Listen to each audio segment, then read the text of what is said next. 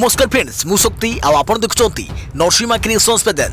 तो फ्रेंड्स आज वीडियो रे वर्तमान बड़ मुख्य खबर उपर नजर पकाइबा जहाँकि आपण माने समस्ते जानि रखिबा निहाती दरकार। तेबे कोन रही आज वीडियो रे वर्तमान बड़ मुख्य खबर आपण माने जानिबा पई वीडियो को शेष पर्यंत देखंतु जहाँद्वारा कि आपण माने डिटेल्स इंफॉर्मेशन पाई परिबे। एवं फ्रेंड्स ता पूर्व ए वीडियो गोटे लाइक करंतु जदि पारुछंती आपनकर सांग साथी मानकु वीडियो को शेयर करनतु।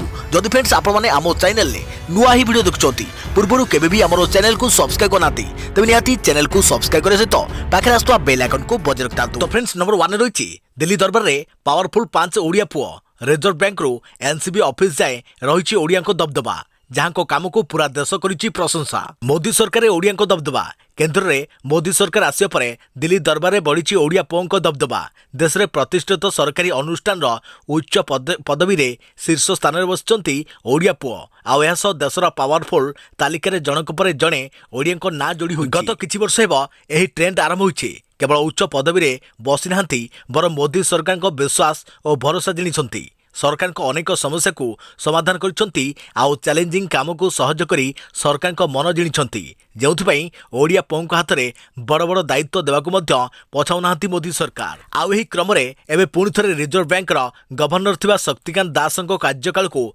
आहुरी 3 वर्ष बढ़ाइछंती सरकार। आउ एही दायित्व मिलिबा परे पुणी थरे दिल्ली दरबार रे ओडिया को नै चर्चा बढ़िछि। तेबे नजर पकांतु सही ओडिया व्यक्ति विशेषज्ञ उपरे जो माने कि मोदी सरकार रे अधिक चर्चा रहिबा स टॉप पोस्ट रही। प्रथम रही शक्तिकांत दास एवं द्वितीय रही पीके मिश्र, तृतीय रही चंद्र मुर्मू एवं चतुर्थ रही मृत्युंजय महापात्र। अधिका प्रवृत्ति खबर देवी ना दिव्य शपथ करी विरोधी को प्रमाण मागिले मंत्री कहले प्रमाण दियो इस्तुआ देवी। मु मां मणिकेश्वरी ना शपथ करुछि मोर एही अपराध सह कौनसी भी संपर्क नहीं। जदि आपनक पाखरे कौनसी प्रमाण अछि तेबे दियंतु मु पदरु इस्तुआ देवी। ममिता मेहर हत्या मामला रे मुह खोली विरोधी को प्रश्न करिसंती मंत्री दिव्यशंकर मिश्र। एथिस विरोधी राजनैतिक दल समेत किछि गणमाध्यम को घटनार प्रमाण मागिसंती कहिसंती जदि एही घटना रे मोर विरुद्ध रे किछि प्रमाण अछि तेबे दयाकरी पुलिस किंबा कोर्ट रे दाखल करंतु। मु केवल मो पदरु इस्तुआ देबिनी बरम साधारण जीवनरू सन्यास नेबी बोली विरोधी राजनैतिक दल और गणमाध्यम को कहिसंती मंत्री दिव्यशंकर मिश्र। या सब व्यक्तिगत राजनैतिक एजेंडा रखी मध्य निंदा अभियान रे सामिल न को अनुरोध करछंती दिव्यशंकर मिश्र। तेबे बहु चर्चित ममिता मेहर हत्या मामला रे दीर्घ दिनर नीरवता परे शेष में मुह खोलिछंती मंत्री दिव्यशंकर मिश्र। ममिता मेहर घटना रे मंत्री को नारे अभियोग आसुथुवा बेले विरोधी को मुख्य मुर्दा करी सरकार को घेरिबारे व्यस्त रहिछंती। प्रतिदिन बीजेपी कांग्रेस मंत्री को इस्तुआ दाबी सह ममता को न्याय देवाकू राज्य रास्ता ओह्लाइबे बोली कहउछंती। सबुदिन विक्षोभ सबुदिन धारणा सबुदिन घेराउ भितरे शेष में निजर विवृत्ति देइछंती मंत्री। अधिका प्रवृत्ति खबर दीपावली रे जिओर सबुठारु सस्ता स्मार्टफोन 1999 टंका देले कंपनी देबे फोन। देश में सबुठारु बड़ इंटरनेट कंपनी जिओ दीपावली रे तार प्रथम स्मार्टफोन लॉन्च करबाकू जाउछि। एही स्मार्टफोन रो नाम जिओ फोन नेक्सट बोली रखा जाइछि। एही फोन को नहीं पूर्व बहुत चर्चा होता बेले जिओ ही फोन रो दाम घोषणा करिछि। ग्राहक माने जिओ रो एही स्मार्टफोन 1999 टंका देई नै परियो बोली कंपनी पक्षरु कह जाइछि। हेले फोन रो प्रकृत मूल्य 6499 टंका रखा जाइछि। बाकी अर्थ ग्राहक को 8 ରୁ 20 टी किस्ती मधुर देबाक पड़िबो। एही फोन रो बिक्री दीपावली ठारू आरंभ हेबाकू जाउछि। स्मार्टफोन को गूगल और जिओ मिलित भावे प्रस्तुत करिसंती। या पूर्व गूगल रो सीईओ सुंदर पिचाई भी दीपावली रे एही फोन लॉन्च करबा नै संकेत देइथिले। एही फोन को इंस्टॉलमेंट रे नेउथुवा ग्राहक मानक पई कंपनी तरफरु 4टी प्लान लॉन्च करे जाइछि। एही स्मार्टफोन दीपावली ठारू आपन को जिओ स्टोर रे मिलिबो। 7018270182 व्हाट्सएप नंबर रे आपण हाय पठाइबी आपण बुकिंग करि परिबे। अधिका प्रवृत्ति खबर चलीगले अभिनेता पुनेत हेले एबे दुनिया देखिबो तांकर आखि। दुई प्रशंसक देहांत। प्रतिटी मनुष्य दुनिया को किछि सीमित समय पे आसी थाए हेले दुनिया छाड़िया पर भी किछि लोक एभली काम करिथांती जे लोके तांको दीर्घ दिन धरी मन रखिया को बाध्य होइथांती। जेमिति कि एबे कन्नड़ अभिनेता पुनीत करि देखाइछंती। गतकाली हृदघात रे तांकर मृत्यु होइछि और आज तांकर अंतिम संस्कार हेबो। अंतिम संस्कार परे तांकर शरीर अग्नि रे विलीन होइजिबो। ମାତ୍ର ସେ ତାଙ୍କ ଆଖି ଦାନ କରିଥିବାରୁ ଏବେ ତାଙ୍କ ପ୍ରଶଂସକମାନେ ଅନ୍ୟଠାରେ ତାଙ୍କ ଆଖି ଦେଇପାରିବେ। ପୁନୀତ କନ୍ନଡ଼ ସିନେମାରେ ଜଣେ ଲୋକପ୍ରିୟ ନାୟକ ଥିଲେ। ଅନେକ ସିନେମାରେ ଅଭିନୟ କରି ସେ ଏତେ ଲୋକପ୍ରିୟ ହୋଇଯାଇଥିଲେ ଯେ ତାଙ୍କ ମୃତ୍ୟୁ ପରେ ପ୍ରଶଂସକଙ୍କ ଭିଡ଼ ରୋକିବାକୁ କର୍ଣ୍ଣାଟକ ସରକାର ରାଜ୍ୟର ବିଭିନ୍ନ ସ୍ଥାନରେ 144 ଧାରା ଲଗାଇବାକୁ ବାଧ୍ୟ ହୋଇଛନ୍ତି। ଏହା ସହ ବେଙ୍ଗାଲୁରୁରେ 2 ରାତି ପାଇଁ ମଦ ବିକ୍ରି ଉପରେ ବି ରାଜ୍ୟ ସରକାର ପ୍ରତିବନ୍ଧକ ଲଗାଇଛନ୍ତି। ଏହା ସହ ପୁନୀତଙ୍କ ମୃତ୍ୟୁରେ ମର୍ମାହତ ହୋଇ 2 ଜଣ ପ୍ରଶଂସକଙ୍କ ମୃତ୍ୟୁ ହୋଇଥିବା ଖବର କହୁଛି କି ବାସ୍ତବରେ ପୁନୀତ କେତେ ଲୋକପ୍ରିୟ ଥିଲେ। ସେପଟେ ପୁନୀତ କେବଳ ଆଖିଦାନ କରିନାହାନ୍ତି। ତାଙ୍କ ପିତା ତଥା କନ୍ନଡ଼ ସିନେମା ଜଗତର ପ୍ରସିଦ୍ଧ ଅଭିନେତା ପୁନୀତଙ୍କ ପିତା ଡକ୍ଟର ରାଜକୁମାର 1994 ମସିହାରେ ତାଙ୍କ ପୁରା ପରିବାର ମୃତ୍ୟୁ ପରେ ଚକ୍ଷୁଦାନ କରିବେ ବୋଲି ନିଷ୍ପତ୍ତି ନେଇଥିଲେ ଓ ରାଜକୁମାରଙ୍କ ମୃତ୍ୟୁ ପରେ ତାଙ୍କ ଆଖି ବି ଦାନ କରିଥିଲେ। ପୁନୀତ ରାଜକୁମାରଙ୍କ ମୃତ୍ୟୁ ପରେ ଏବେ ପୁରା କର୍ଣ୍ଣାଟକ ଶୋକରେ ରହିଛନ୍ତି। ଏହାସହ ପୁନୀତଙ୍କ ପତ୍ନୀ ଆସିନ ଓ 2 ଝିଅ ବନ୍ଦିତା ଓ ଧୃତି ବି ଶୋକ ସାଗରରେ ବୁଡ଼ି ଯାଇଛନ୍ତି। ସେପଟେ କର୍ଣ୍ଣାଟକ ସରକାର ପୁନୀତଙ୍କ ମୃତ୍ୟୁ ପରେ ରାଜ୍ୟରେ ଗୋଟିଏ ଦିନ ଛୁଟି ଘୋଷଣା କରିବା ସହ ପୁନୀତଙ୍କ ଅନ୍ତିମ ସଂସ୍କାର ରାଷ୍ଟ୍ରୀୟ ମର୍ଯ୍ୟାଦାର ସହ କରାଯିବାକୁ ନିଷ୍ପତ୍ତି ନେଇଛନ୍ତି। ଦେଖା ପରବର୍ତ୍ତୀ ଖବର। ନଭେମ୍ବରରୁ ବଦଳିବାକୁ ଯାଉଛି ଏହି 5ଟି ବଡ଼ ନିୟମ। ଆପଣଙ୍କ ଜୀବନ ଜୀବିକା ଉପରେ ପଡ଼ିବ ସିଧା ପ୍ରଭାବ। ଜାଣନ୍ତୁ ସବୁକିଛି। ଆଉ ଗୋଟିଏ ଦିନ ପରେ ଅକ୍ଟୋବର ମାସ ଶେଷ ହେବାକୁ ଯାଉଛି। ସୋମବାର ଠାରୁ ନଭେମ୍ବର ମାସ ଆରମ୍ଭ ହେବାକୁ ଯାଉଛି। ଏହି କ୍ରମରେ ନଭେମ୍ବର ମାସ ଠାରୁ ଏମିତି କିଛି ନିୟମର ପରିବର୍ତ୍ତନ ହେବାକୁ ଯାଉଛି ଯାହା ଆପଣଙ୍କ ଜୀବନ ଜୀବିକା ଉପରେ ସିଧାସଳଖ ପ୍ରଭାବ ପକାଇବ। ଏଥିପାଇଁ ଆସନ୍ତୁ ଜାଣିବା କେଉଁ କେଉଁ ନିୟମରେ ହେବାକୁ ଯାଉଛି ପରିବର୍ତ୍ତନ ଓ ତାହା ଆପଣଙ୍କ ଉପରେ କିଭଳି ପ୍ରଭାବ ପକାଇବ। ନଭେମ୍ବର 1ରୁ ବ୍ୟାଙ୍କରେ ଟଙ୍କା ଜମା କରିବା ଠାରୁ ଉଠାଣ ପର୍ଯ୍ୟନ୍ତ ଆପଣଙ୍କ ସେବାକର ଦେବାକୁ ହେବ। ଏହିଭଳି ରେଳ ବିଭାଗର ସମୟ ସାରଣୀ ବି ବଦଳିଯିବ। ଏହା ସହ ଗ୍ୟାସ୍ ସିଲିଣ୍ଡର ବୁକିଂ ନିୟମରେ ବି ବଡ଼ ପରିବର୍ତ୍ତନ ହେବାକୁ ଯାଉଛି। ଦେଖା ପରବର୍ତ୍ତୀ ଖବର। ଗୁଜରାଟ ମଡେଲର ଗୁମର ଚିତ୍ର। ସାମାନ୍ୟ ଚାଉଳ କମ୍ପାନୀ ଲୁଟିନେଲା 114 କୋଟି।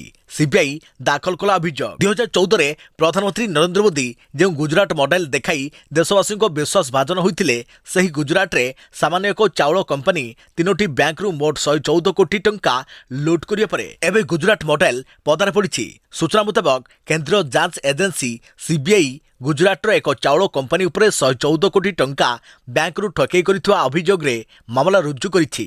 ଏହି ଅଭିଯୋଗ ମୁତାବକ ଅଭିଯୁକ୍ତ 3ଟି ବ୍ୟାଙ୍କରୁ 114.06 କୋଟି ଟଙ୍କା ଠକି ନେଇଥିବା କଥା କୁହାଯାଉଛି। ଅଭିଯୁକ୍ତ ଠକିଥିବା 3 ବ୍ୟାଙ୍କ ମଧ୍ୟରେ ରହିଛି bank of Baroda, corporation bank O union bank of India. ଏହି 3 ବ୍ୟାଙ୍କର ଅଭିଯୋଗ କ୍ରମେ ସିବିଆଇ ନଡ଼ିଆଦଠାରେ ଥିବା ଜଲାରାମ ରାଇସ୍ ଇଣ୍ଡଷ୍ଟ୍ରିର ନିର୍ଦ୍ଦେଶକ ଜୟେଶ ତ୍ରିଭୁବନ ଦାସ ଗାନାତ୍ରା ଓ ବିପିନ ତ୍ରିଭୁବନ ଦାସ ଗାନାତ୍ରା ବିରୁଦ୍ଧରେ ମାମଲା ରୁଜୁ କରିଛନ୍ତି। ଦେଖା ପରବର୍ତ୍ତୀ ଖବର। ବାଂଲାଦେଶ ପରେ ପାକିସ୍ତାନରେ ଧାର୍ମିକ ହିଂସା। ଭାଙ୍ଗିଲେ ହିନ୍ଦୁ ମନ୍ଦିର। ଲକ୍ଷ ଲକ୍ଷ ଟଙ୍କାର ସାମଗ୍ରୀ ଚୋରି। ସାରା ବିଶ୍ୱରେ ଧାର୍ମିକ ମୌଳବାଦୀମାନେ ଏବେ କାୟା ବିସ୍ତାର କରିବାରେ ଲାଗିଛନ୍ତି। ଗରିବ ଭୋକରେ ମରୁଛି। ବେରୋଜଗାରୀ ରୋଜଗାର ଚିନ୍ତାରେ ସଢୁଛି। ବିଶ୍ୱ ସ୍ୱାସ୍ଥ୍ୟର ଭିତ୍ତିଭୂମି କରୋନା ମହାମାରୀ ଉଜାଗର କରିଛି। ଆଉ ମହିଳା ସୁରକ୍ଷା କେବଳ ଭୋଟ ରାଜନୀତିରେ ଅଟକିଛି। ଏସବୁ ସମସ୍ୟା ବିଶ୍ୱ ମାନବ ସଭ୍ୟତା ପାଇଁ ଚ୍ୟାଲେଞ୍ଜ ସୃଷ୍ଟି କରିଥିବା ବେଳେ ବିଶ୍ୱର କିଛି ଧାର୍ମିକ ମୌଳବାଦୀ ସଂଗଠନ ଏସବୁ ସମସ୍ୟା ଉପରୁ ଲୋକଙ୍କ ଧ୍ୟାନ ହଟାଇବାକୁ ଯୋଜନାବଦ୍ଧ ଭାବେ ଅଶାନ୍ତି ସୃଷ୍ଟି କରିବାରେ ଲାଗିଛନ୍ତି। ଏହି କ୍ରମରେ ପ୍ରଥମେ ବାଂଲାଦେଶରେ ହିନ୍ଦୁ ମନ୍ଦିର ଉପରେ ଆକ୍ରମଣ ଘଟଣାକୁ ନେଇ ସାରା ବିଶ୍ୱରେ ଆଲୋଚନା ଚାଲିଥିବା ବେଳେ ପାକିସ୍ତାନ ତାର ଚିରାଚରିତ ଢଙ୍ଗରେ ପୁଣି ହିନ୍ଦୁ ଧର୍ମ ଉପରେ ଆକ୍ରମଣ ଆରମ୍ଭ କରିଛି। ପାକିସ୍ତାନର ସିନ୍ଧ ଅଞ୍ଚଳ କଟୋରୀ ଠାରେ ରହିଥିବା ଅଜ୍ଞାତ ବ୍ୟକ୍ତି ଏକ ହିନ୍ଦୁ ମନ୍ଦିର ଭିତରେ ଫସି ଭଙ୍ଗାରୁଜା କରିବା ସହ ମନ୍ଦିରରେ ଥିବା ଅନେକ ମୂଲ୍ୟବାନ ଅଳଙ୍କାରକୁ ଚୋରାଇ ନେଇଛନ୍ତି। ପାକିସ୍ତାନ ଗଣମାଧ୍ୟମ ଏଭଳି ସୂଚନା ଦେଇଛି। ଦେଖା ପରବର୍ତ୍ତୀ ଖବର। ଗୋଆରେ କଂଗ୍ରେସ ଉପରେ ବର୍ଷିଲେ ମମତା। ରାଜନୀତିକୁ ନେଇ କହିଲେ ଏମିତି କଥା। ଏବେ ଗୋଆ ଗସ୍ତରେ ଅଛନ୍ତି ପଶ୍ଚିମବଙ୍ଗ ମୁଖ୍ୟମନ୍ତ୍ରୀ ମମତା ବାନାର୍ଜୀ। ଏକ ସାମ୍ବାଦିକ ସମ୍ମିଳନୀରେ ମମତା କହିଛନ୍ତି କି ଦେଶରେ ରାଜନୀତି ଯେଭଳି ଭାବେ ଚାଲିଛି ତାହା ନରେନ୍ଦ୍ର ମୋଦିଙ୍କୁ ଆହୁରି ଶକ୍ତିଶାଳୀ କରିବ। ଏହାର କାରଣ ଭାବେ ମମତା କହିଛନ୍ତି କି କଂଗ୍ରେସ ଏବେ ରାଜନୀତିକୁ ଯେତେ ହାଲକା ଭାବେ ନେଉଛି ତାହା ହିଁ ମୋଦିଙ୍କୁ ଶକ୍ତିଶାଳୀ କରାଇବାରେ ସହାୟକ ହେବାର ଲାଗିଛି। ଗୋଆ ଗସ୍ତର ଶେଷ ଦିନରେ ମମତା ବାନାର୍ଜୀ କଂଗ୍ରେସକୁ ଏଭଳି ପରାମର୍ଶ ଦେଇଥିବା ବେଳେ ବିଜେପିକୁ ଟାର୍ଗେଟ କରି କହିଛନ୍ତି କି ଦିଲ୍ଲୀରେ ଦାଦାଗିରି ବହୁତ ହେଲା, ଏବେ ଏହାର ପରିସମାପ୍ତି ହେବା ଦରକାର। ତିନି ଦିନିଆ ଗୋଆ ଗସ୍ତର ଶେଷ ଦିନରେ ପାନାଜୀଠାରେ ଏକ ସାମ୍ବାଦିକ ସମ୍ମିଳନୀକୁ ସମ୍ବୋଧନ କରିବା ଅବସରରେ ମମତା କହିଛନ୍ତି କି କଂଗ୍ରେସ ନିଷ୍ପତ୍ତି ନ ନେଇ ପରିବାର ଦୁର୍ବଳତା ଏବେ ଦେଶବାସୀ ଭୋଗୁଛନ୍ତି। ଏବେ ବି କଂଗ୍ରେସ ରାଜନୀତିକୁ ଗମ୍ଭୀରତାର ସହ ନ ନେଉଥିବା କଥା ମମତା ଅଭିଯୋଗ କରିଛନ୍ତି। କଂଗ୍ରେସର ଦୁର୍ବଳ ନେତୃତ୍ୱ ପାଇଁ ମୋଦି ଶକ୍ତିଶାଳୀ ହେବାରେ ଲାଗିଛନ୍ତି। ପଶ୍ଚିମବଙ୍ଗ ବିଧାନସଭା ନିର୍ବାଚନକୁ ନେଇ ମମତା କହିଛନ୍ତି କି କଂଗ୍ରେସକୁ ବିଜେପି ସହିତ ଲଢ଼ିବାର ସୁଯୋଗ ମିଳିଥିଲା, କିନ୍ତୁ ପଶ୍ଚିମବଙ୍ଗ ନିର୍ବାଚନ ବେଳେ ସେ ବିଜେପି ସହିତ ଲଢ଼ିବା ପରିବର୍ତ୍ତେ ମୋ ସହିତ ଲଢ଼େଇ କରିଥିଲେ ବୋଲି ମମତା କହିଛନ୍ତି। ଅଧିକ ପରବର୍ତ୍ତୀ ଖବର, ଭୋଟର କାର୍ଡକୁ ନେଇ ବଡ଼ ଖବର। ଆରମ୍ଭ ହେବ ଭୋଟର ତାଲିକା ସଂଶୋଧନ ପ୍ରକ୍ରିୟା। ଜାଣନ୍ତୁ ଭୁଲ ଥିଲେ କେମିତି କରିବେ ସଂଶୋଧନ। ନୂଆ ଭୋଟର ତାଲିକାରେ ଯୋଡ଼ି ହେବାକୁ କେଉଁଠି କରିବେ ଆବେଦନ। ଆରମ୍ଭ ହେବ ସ୍ୱତନ୍ତ୍ର ସଂକ୍ଷିପ୍ତ ଭୋଟର ତାଲିକା ସଂଶୋଧନ ପ୍ରକ୍ରିୟା। 2022 ଜାନୁଆରୀ ସୁଦ୍ଧା 18 ବର୍ଷ ହେଉଥିବା ବ୍ୟକ୍ତିମାନେ ଏଥିରେ ସାମିଲ ହୋଇପାରିବେ ଏବଂ ଯୋଗ୍ୟ ଭୋଟର ହୋଇଥିବେ, ତାଙ୍କର ଭୋଟ ଲିଷ୍ଟରେ ନାଁ ନଥିବ କିମ୍ବା ଯେଉଁମାନେ ଭୋଟର ଲିଷ୍ଟରୁ ନାଁ କଟିବାକୁ ଚାହୁଁଛନ୍ତି କିମ୍ବା ତ୍ରୁଟି ସଂଶୋଧନ କରିପାରିବେ। ଏହି ବ୍ୟବସ୍ଥା ଚଳିତ ଥର ଅନଲାଇନ୍ ବ୍ୟବସ୍ଥା ମାଧ୍ୟମରେ କରାଯିବ। ପୂର୍ବରୁ ଏହା ଅଫଲାଇନ୍ରେ କରାଯାଉଥିଲା।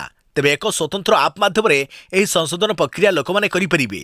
ଏଥିପାଇଁ ନିର୍ଦ୍ଦିଷ୍ଟ କିଛି ପ୍ରମାଣପତ୍ର ଲୋକମାନଙ୍କୁ ଦେବାକୁ ହେବ। ଏହାପରେ ସରକାରୀ ଅଧିକାରୀମାନେ ଘରକୁ ଯାଇ ଆପଣଙ୍କୁ କାର୍ଡ ଯୋଗାଇ ଦେବେ କିମ୍ବା ସ୍ପିଡ୍ ପୋଷ୍ଟ ମାଧ୍ୟମରେ ଘରକୁ ପଠାଯିବ। ନଭେମ୍ବର 7 ଓ 21 ତାରିଖ ଅର୍ଥାତ୍ ଏହି ମାସର 2 ରବିବାରରେ ପ୍ରଥମ ଓ ତୃତୀୟ ରବିବାର ଦିନ ସରକାରୀ ଅଧିକାରୀମାନେ ବୁଥରେ ରହିବେ। ଲୋକମାନେ ସେଠାକୁ ଯାଇକି ଭୋଟର ତାଲିକା ସଂଶୋଧନ କରିପାରିବେ। ଉତ୍ପାନ୍ତ ଅଞ୍ଚଳରେ ଭୋଟର ତାଲିକା ସଂଶୋଧନ ପାଇଁ ସ୍ୱତନ୍ତ୍ର ବ୍ୟବସ୍ଥା କରାଯିବ। ଏକ ମାସ ମଧ୍ୟରେ ଲୋକମାନେ ସଂଶୋଧନ ପାଇଁ ଆବେଦନ କରିପାରିବେ। ଏହାର ତର୍ଜମା ପାଇଁ 20 ଦିନ ସମୟ ଲାଗିବ। ଜାନୁଆରୀ 6 ତାରିଖରେ ଚୂଡ଼ାନ୍ତ ଭୋଟର ତାଲିକା ପ୍ରକାଶ ପାଇବ। 2ଟି ଭୋଟର ଆଇଡି ଥିବା 1 ଲକ୍ଷ ଲୋକଙ୍କୁ ଆମେ ଅଟୋ ମେକାନିଜିମ୍ ଦ୍ୱାରା ଆମେ ବାଦ୍ ଦେଇସାରିଛୁ। ଆହୁରି 4 ଲକ୍ଷ ଆବେଦନ ମଧ୍ୟ ବର୍ତ୍ତମାନ ସୁଦ୍ଧା ରହିଥିବା କହିଛନ୍ତି ରାଜ୍ୟ ମୁଖ୍ୟ ନିର୍ବାଚନ ଅଧିକାରୀ ସୁଶୀଲ କୁମାର ଲୋହାନୀ। ପରବର୍ତ୍ତୀ ଖବର, ଆରପାରିରେ ପ୍ରସିଦ୍ଧ ଅଭିନେତା ୟୁସୁଫ ହୁସେନ 73 ବର୍ଷ ବୟସରେ କରୋନା ନେଲା ଜୀବନ। ଅନେକ ଚଳଚ୍ଚିତ୍ର ଓ ଟେଲିଭିଜନ ଧାରାବାହିକରେ ଚରିତ୍ର ଭୂମିକାରେ ଅଭିନୟ କରିଥିବା ତଥା ଜଣାଶୁଣା ଚଳଚ୍ଚିତ୍ର ପ୍ରଯୋଜକ ହାସଲ ମେହେଟ୍ଟାଙ୍କ ଶ୍ୱଶୁର ୟୁସୁଫ ହୁସେନଙ୍କର 73 ବର୍ଷ ବୟସରେ ମୃତ୍ୟୁ ହୋଇଛି। ନିଜେ ହସନ ମେହେଟ୍ଟା ଜାତୀୟ ଗଣମାଧ୍ୟମକୁ ସୂଚନା ଦେଇ କହିଛନ୍ତି କି କରୋନା ସଂକ୍ରମଣରେ ଶିକାର ହେବା ପରେ ୟୁସୁଫଙ୍କୁ ମୁମ୍ବାଇର ଲୀଳାବତୀ ହସ୍ପିଟାଲରେ ଚିକିତ୍ସା କରାଯାଉଥିଲା। ସେଠାରେ ଆଜି ତାଙ୍କର ମୃତ୍ୟୁ ହୋଇଛି। ୟୁସୁଫ ଦିଲ ଚାହତା ହେ, ବିବାହ, ଧୁମ୍ 2, କ୍ରିସ୍ 3, ଓ ମାଇ ଗଡ୍, ଶହୀଦ, ରଇସ୍ ଭଳି ଅନେକ ସିନେମାରେ ଚରିତ୍ର କଳାକାର ଭାବେ କାମ କରିଛନ୍ତି। ଏହା ବ୍ୟତୀତ ସେ ବିଶେଷ ଭାବେ ଛୋଟ ପରଦାରେ ଜଣେ ଚରିତ୍ର ଅଭିନେତା ଭାବେ ଅନେକ ଧାରାବାହିକରେ ବି କାମ କରିଛନ୍ତି। ଅଧିକ ପରବର୍ତ୍ତୀ ଖବର, 1 ମିନିଟ୍ ପାଇଁ ଖୋଲୁଛି ତାପରେ ବନ୍ଦ ହୋଇଯାଉଛି। କଟକ ଆର୍ଟିଓରେ ଏମିତି ହେଉଛି ସ୍ଲଟ୍ ବୁକିଂ। କରୋନା ସଂକ୍ରମଣରେ ଲକଡାଉନ ଓ ସଟ୍ଡାଉନ ପାଇଁ ରାଜ୍ୟ ପରିବହନ କର୍ତ୍ତୃପକ୍ଷ ଡ୍ରାଇଭିଂ ଲାଇସେନ୍ସ ଯାହାକି ଡିଏଲ୍ର ଅବଧିକୁ ଫେବୃଆରୀ 2020ରୁ ଅକ୍ଟୋବର 31 ତାରିଖ ପର୍ଯ୍ୟନ୍ତ ଘୁଞ୍ଚାଇ ଦେଇଥିଲେ। ଆସନ୍ତା ନଭେମ୍ବର 1 ତାରିଖରେ ଏହି ଅବଧି ଶେଷ ହେଉଥିବା ବେଳେ କଟକ ଆଞ୍ଚଳିକ ପରିବହନ କାର୍ଯ୍ୟାଳୟ ଆର୍ଟିଓରେ 6000ରୁ ଅଧିକ ଲୋକ ଡ୍ରାଇଭିଂ ଲାଇସେନ୍ସ ପାଇଁ ସ୍ଲଟ୍ ନ ପାଇ ଅପେକ୍ଷାରେ ଅଛନ୍ତି। ବିଭାଗ ପକ୍ଷରୁ ପ୍ରତିଦିନ 100ରୁ 150 ସ୍ଲଟ୍ ଦିଆଯାଉଥିବା କୁହାଯାଉଛି। ମାତ୍ର ବାସ୍ତବରେ ଦିନକୁ 20ରୁ 30 ଲୋକ 1 ମିନିଟ୍ ଭିତରେ ସ୍ଲଟ୍ ବୁକିଂ କରିବାର ସୁଯୋଗ ପାଉଛନ୍ତି। ଏଭଳି କ୍ଷେତ୍ରରେ ଅନେକ ଲୋକ ସ୍ଲଟ୍ ବୁକିଂ ପାଇଁ ମାସ ମାସ ଧରି ଅପେକ୍ଷାରେ ଥିଲେ ବି ଅଧିକ ସମୟ ସ୍ଲଟ୍ ବୁକିଂ ସାଇଟ୍ ଖୋଲୁନଥିବାରୁ ଡିଏଲ୍ ପାଇବାରେ ସେମାନଙ୍କ ପାଇଁ ସମସ୍ୟା ହେଉଛି। ରାଜ୍ୟ ପରିବହନ କର୍ତ୍ତୃପକ୍ଷ ଡ୍ରାଇଭିଂ ଲାଇସେନ୍ସ ଅବଧିକୁ ଦୀର୍ଘ 20 ମାସ ଧରି ଘୁଞ୍ଚାଇ ଚାଲିଛନ୍ତି। ଗତବର୍ଷ ଫେବୃଆରୀ ମାସରୁ ଗାଡ଼ି ଫିଟନେସ୍ ପରମିଟ୍, ରେଜିଷ୍ଟ୍ରେସନ ସାର୍ଟିଫିକେଟ୍ରୁ ଆରମ୍ଭ କରି ଲର୍ଣ୍ଣିଂ ଲାଇସେନ୍ସର ଅବଧି ବଢ଼ିଛି। ଲର୍ଣ୍ଣିଂ ଲାଇସେନ୍ସଧାରୀଙ୍କ ପାଇଁ ସ୍ଲଟ୍ ବୁକିଂ କରିବା ଏକ ମୁଖ୍ୟ ସମସ୍ୟା ହେଉଛି। ଅଧିକ ପରବର୍ତ୍ତୀ ଖବର, ଶସ୍ତା ହେଲା ସୁନା, ରୂପା ଦାମ ବି ଖସିଲା। ଭାରତୀୟ ସର୍ଫା ବଜାରରେ ପାର୍ବଣ ଋତୁ ମଧ୍ୟରେ ସୁନା ଦାମ ଖସିଛି। ଆଜି ପୁଣି ଶସ୍ତା ହେଉଛି ସୁନା। ଶସ୍ତା ହେବା ଫଳରେ ସୁନା ଦାମ 47 ଟଙ୍କା ପ୍ରତି 10 ଗ୍ରାମ ତଳକୁ ଖସି ଆସିଛି। ରୂପା ଦାମରେ ମଧ୍ୟ ଆଜି ବଡ଼ ହ୍ରାସ ଦେଖିବାକୁ ମିଳିଛି।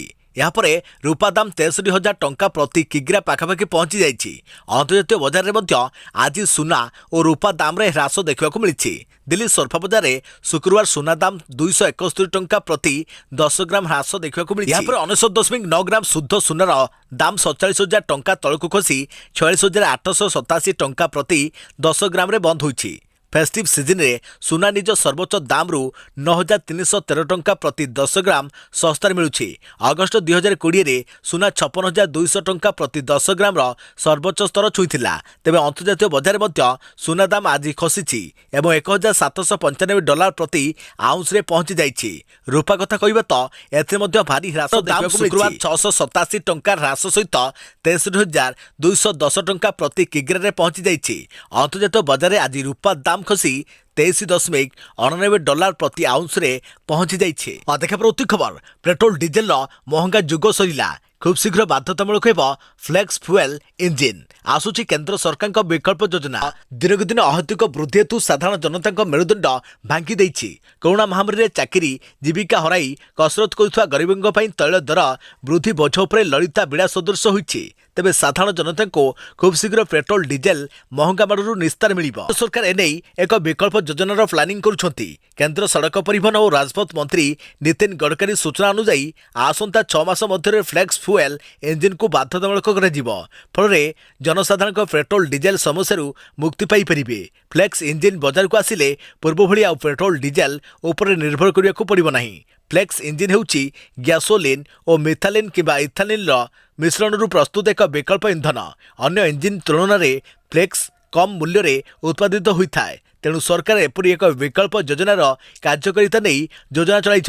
समस्त प्रकार गाड़ी पाई एही इंजिन प्रस्तुत करने को समस्त ऑटो कंपनी मान को निर्देश दिया। जदि देश में फ्लेक्स फ्यूएल को बाध्यतामूलक कर जाए तेबे समस्ते सस्तार गाड़ी चलाई पारिबे। इथानल दर लिटर पिछा 65 रु 70 टंका मध्य रही है। बर्तमान पेट्रोल डीजेल चालित गाड़ी पाई अलग अलग टांकी रही है। मात्र फ्लेक्स फ्यूएल इंजिन रे आपण गोटे टैंक रु अनेक प्रकार फ्यूएल पाई परिबे। एही इंजिन को स्वतंत्र भावे डिजाइन कर जाइथाय बोली से कहिसंती। देखा परवर्ती खबर एणिकी 4 वर्ष हेबो बीएड पाठ्यक्रम।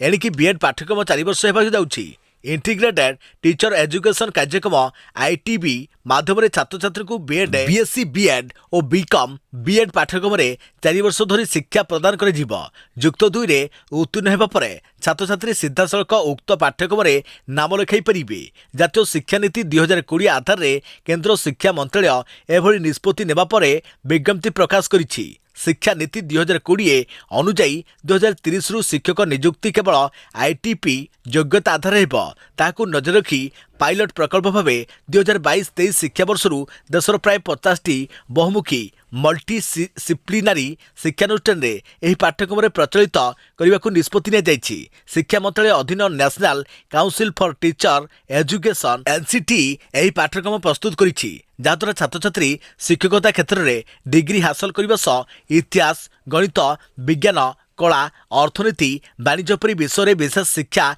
पाई परिबे। आईटीबी केवल अत्याधुनिक शिक्षादान प्रदान करिबो नहीं बरं बाल्यकालर यत्न और शिक्षा इसीई मूल साक्षरता और संख्या अंतर्भुक्त शिक्षा भारत और यार मूल्यबोध नैतिकता कला परंपरा पर एक भित्ति प्रस्तर स्थापन करिबो। उच्च माध्यमिक शिक्षा पर शिक्षादान को वृत्ति भाव ग्रहण करने को आग्रही रही समस्त छात्र छात्री आईटीबी पाठ्यक्रम शिक्षा ग्रहण करें। यही इंटीग्रेटेड पाठ्यक्रम द्वारा छात्र छात्री बहु परिमाण में उपकृत हेबे कारण से माने वर्तमान बीएड पाई आवश्यक पारंपरिक 5 वर्ष परिवर्ते यह 4 वर्ष शेष करें। देखा प्रवृत्ति खबर 24 घंटे कोरोना मीटर देश में 14,313 नुआ संक्रमित चिन्हट 549 जनकर मृत्यु। समग्र देश में 24 घंटा मध्य 14,313 कोरोना भाइरस जनित नूतन संक्रमण और 549 मृत्यु रेकर्ड कर गत 24 घंटे चिन्हट होता नूतन आक्रांत को मिसाई देश में समुदाय संक्रमित संख्या 3,42,60,470 पहुंची।